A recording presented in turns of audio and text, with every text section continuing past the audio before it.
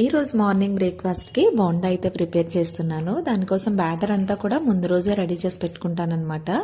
And ఇక్కడ బోండా అయితే 1 by 1 అయితే వేసేస్తున్నాను.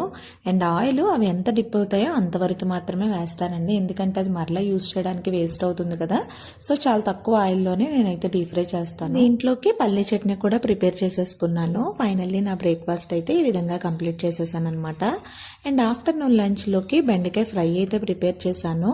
అండ్ దాంతోపాటు ఆవకాయ కూడా వేసుకొని నా లంచ్ కూడా కంప్లీట్ చేసుకున్నాను. లంచ్ అయిపోయిన తర్వాత కార్న్ ఫ్లేక్స్ ఉంటే వాటిని అయితే ఫ్రై చేసుకున్నాను అనమాట. ఈవినింగ్ చాట్ ప్రిపేర్ చేద్దామని చెప్పి చాట్లో ఇవి యాడ్ చేసుకుంటే టేస్ట్ అయితే చాలా బాగుంటుంది.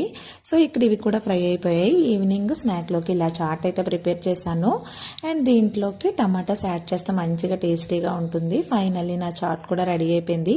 వీటికి సంబంధించిన రెసిపీస్ అన్నీ కూడా మన ఛానల్లో ఉన్నాయి, తప్పకుండా ఫాలో అవ్వండి. That's for today vlog.